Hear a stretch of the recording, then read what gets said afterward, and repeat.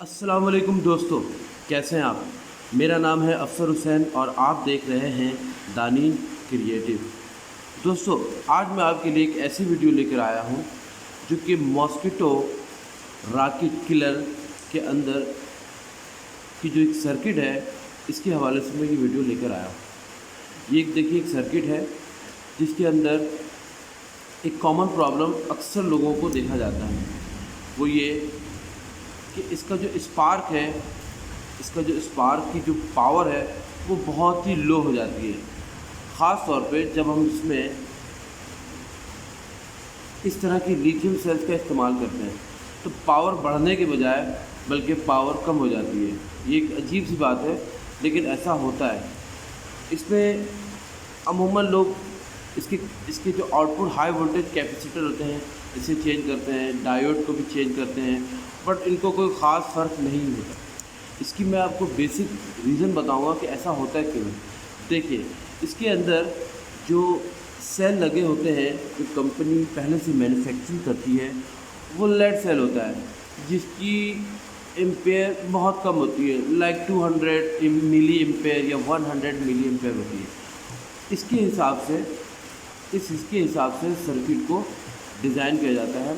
इसमें जो ट्रांसफार्मर लगा होता है, ये छोटा सा हाई वोल्टेज क्रिएट के लिए, ये एक लिमिटेड करंट के लिए बनाया जाता है। लेकिन जब हम इसमें लिथियम सेल्स का इस्तेमाल करते हैं तो ये हाई वोल्टेज लीकेज कर जाता है, क्योंकि हाई वोल्टेज में जब ज़्यादा करंट मिलता है तो ये ट्रांसफार्मर की जो आउटपुट की कॉइल होती है वो हाई वोल्टेज की वजह से लीक करना शुरू कर जाती है, जिसकी वजह से हमें आउटपुट में रिजल्ट नहीं मिलता।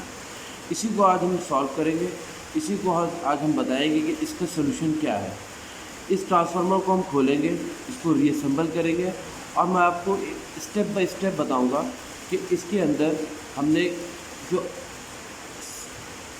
सेकेंडरी कॉइल है उसकी अरेंजमेंट कैसे करनी। प्राइमरी में कुछ नहीं करना, प्राइमरी में हमें खोल के दोबारा से वैसे ही फिट करना है। सिर्फ हमें इसकी जो सेकेंडरी कॉइल है, जो हाई वोल्टेज की कॉइल है, उसको हमने दोबारा से रीफिटिंग करना है। और कुछ एक चीज़ बताऊंगा ताकि ये लीकेज ना हो। चलिए वीडियो को कंटिन्यू करते हैं। चलो दोस्तों, इसकी ट्रांसफार्मर को हम बाहर निकालते हैं।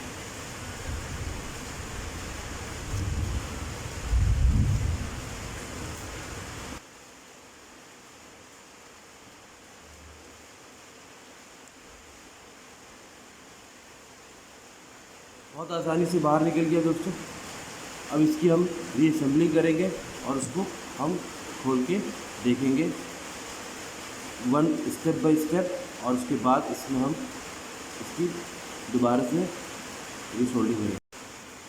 अच्छा दोस्तों, इस ट्रांसफार्मर को हम चेक कर लेते हैं ताकि हमें रिवाइंडिंग में आसानी होगा। अच्छा दो ये जो शुरू की ये दो जो टर्मिनल है ये शॉर्ट है। इसका मतलब ये है कि ये एक प्राइमरी कॉइल है। आउटपुट के जो सेकेंडरी कॉइल होते हैं उसमें काफ़ी टर्न होते हैं, बहुत बारीक, और तकरीबन 1000 के 1200 के करीब टर्न होते हैं, तो उसमें कुछ ना कुछ रेजिस्टिविटी शो करता है। अब ये टर्मिनल आप देख लीजिए, तो इसमें हमारे पास एक रीडिंग आ रही है। इसका मतलब ये दो हमारी सेकेंडरी कॉइल है। इसी सेकेंडरी कॉइल पे हाई वोल्टेज क्रिएट होता है, जिसको फर्दर आगे कैपेसिटर के ज़रिए बढ़ाया जाता है। इसको हमने रिवाइंड करके खोला। जाहिर बात है, ऐसे खोलूँगा तो फिर मैं पहले तो प्राइमरी खोलना पड़ेगा। तो एक प्राइमरी ये है, दूसरा ये है, और ये हमारा एक सेकेंडरी कॉइल है जिसमें कुछ ना कुछ रेजिस्टिविटी शो कर रहा है। चलिए इसको आप खोलते हैं, खोल के इसकी दोबारा से रिवाइंडिंग करते हैं। असल खेल इसमें सेकेंडरी कॉइल का है, उसको हमने सही करना है। अच्छा दोस्तों, इस ट्रांसफार्मर की मैंने डिसमेंटल कर दिया है। अब आप इसमें देख सकते हैं कि जैसे मैंने आपको पहले बताया था कि इसमें ये जो दो पॉइंट है, एक ये वाला और ये वाला, ये हाई वोल्टेज के लिए था। जो इसकी मैंने कॉइल बाहर निकाल के इसको एक रैप कर दिया है। इसको हम दोबारा से रिवाइंड करेंगे। बाकी इसमें ये वाला और ये वाला, ये एक सेकेंडरी कॉइल है। ये दो सेकेंडरी कॉइल था जिसको हम ये दो सेकेंडरी कॉइल है जिसको हमने खोल दिया है।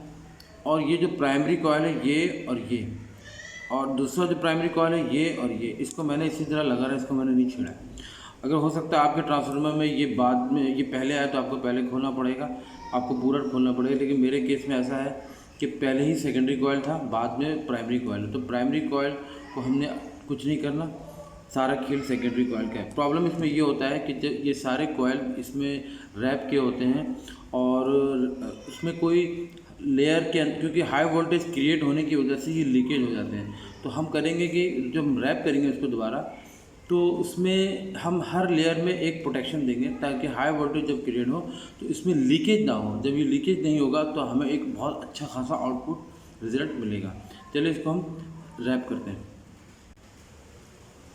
अच्छा, सबसे पहले हमने करना ये है कि इसको हमने यहाँ पर एक लगा के अब इसको हम, तो ये देखिए मैंने इसको इस तरह से लगा के अब मैं यहाँ पे इसको ऐसे इस पोजीशन में लाएंगे और इसको रैप करना शुरू करेंगे। हम पहले 100 टन मारेंगे, उसके बाद इसके हम एक लेयर बनाएंगे 3 4 5 6 7 8 9 10 11 12 13 14 15 16 17 18 19 20 21 22 23 24 25 26 27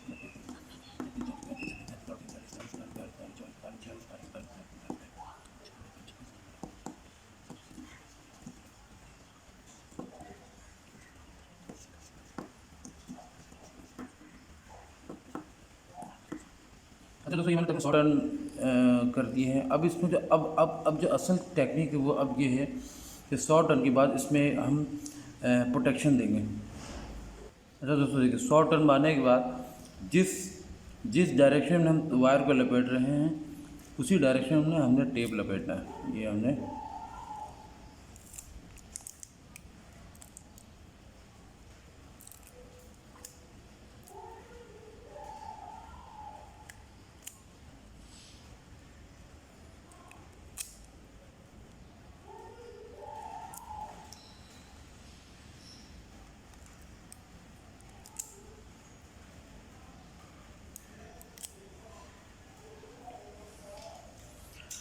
ज़्यादा टेप नहीं लपेटना क्योंकि थिकनेस बढ़ने से फिर वाइंडिंग फिट नहीं हो पाएगा।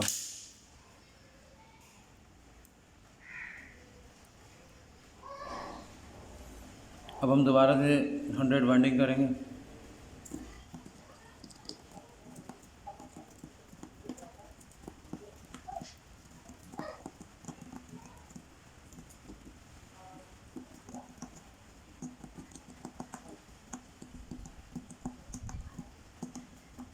सॉरी,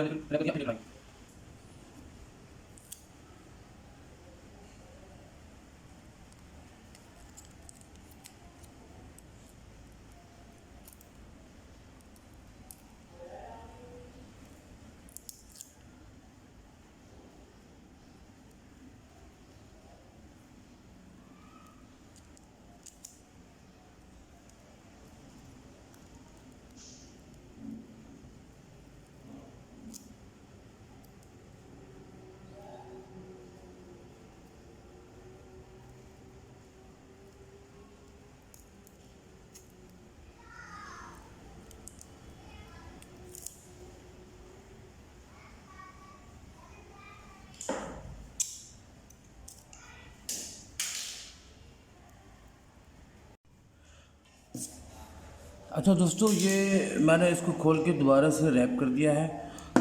तकरीबन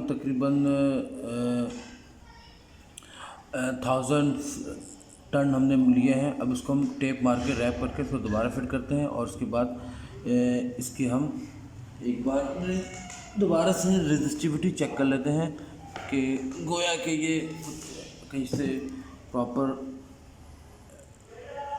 देखिए तकरीबन 208। अब आपको रेटिंग दिखा दूँ तो ये आ गया 208 220 208। अब इसको दोबारा टेप करके फिट करते हैं, उसके बाद हम इसका रिज़ल्ट चेक करते हैं।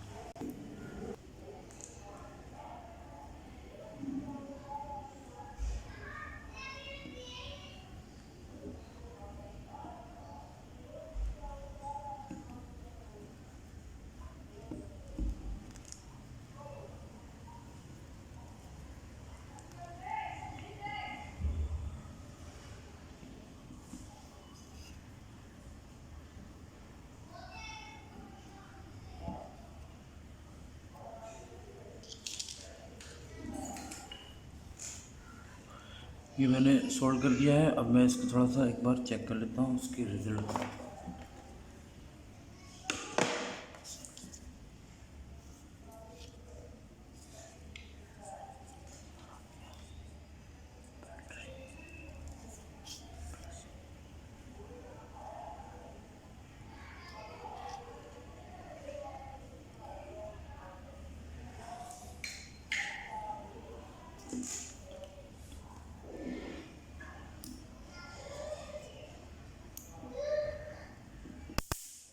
ओहो हो,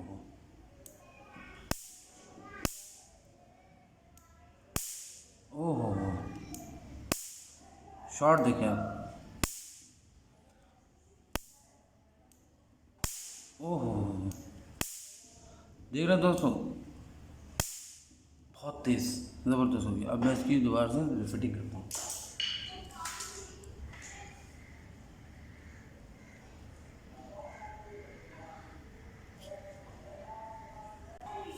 अच्छा दोस्तों, वाइंडिंग मुकम्मल हो गई है। रिवाइंडिंग कर दिया हमने, इसको फिट कर दिया है। और दूसरी चीज़ ये कि इसमें जो इशू ये था कि इसकी जो स्पार्किंग है वो बहुत वीक हो गई थी।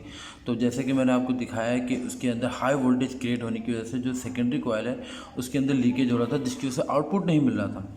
हमने सारी वाइंडिंग आपके सामने की, इसकी रिवाइंडिंग की और लेयर बाय लेयर हमने इसको प्रोटेक्शन दिया। तकरीबन 10 लेयर हमने बनाए हैं, पर लेयर 100। ये देखें दोस्तों, इसकी आप टेस्टिंग देख कर रख लीजिए।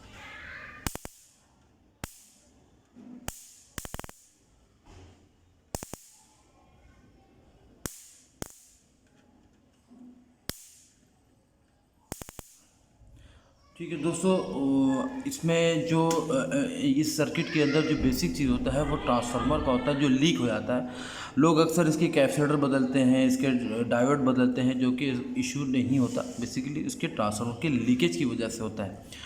और यही लीकेज की वजह कर ये सर्किट काम नहीं करता। तो मैंने आपको रिवाइंडिंग किया, उसके अंदर हर लेयर में प्रोटेक्शन दिया और इसका रिज़ल्ट आपके सामने दिखाया। तो दोस्तों, उम्मीद करता हूँ आपको ये वीडियो बहुत इन्फॉर्मेटिव होगी। कोई ऐसी चीज़ जो आपकी समझ में ना आया हो, आप मुझे कमेंट करें। और एक चीज़ दोस्तों, मुझे सब्सक्राइबर की बहुत ज़रूरत है। वीडियो देखकर कम से कम एक सब्सक्राइब और एक लाइक ज़रूर करें। कोई भी इशू हो, कोई प्रॉब्लम हो, आप कमेंट में पूछ सकते हैं। तो दोस्तों, मैं उम्मीद करता हूँ कि ये वीडियो मैं आपके लिए बहुत इन्फॉर्मेटिव है। इसका जो सलूशन है वो शायद आपको कहीं ना मिले, लेकिन जो मैंने आपको तरीका बताया, इससे पावर भी बढ़ेगा, बहुत बेहतरीन पावर बढ़ेगा और अच्छे रिज़ल्ट मिलेगा। तो ठीक है दोस्तों, इजाज़त दीजिए। अल्लाह हाफ़िज़।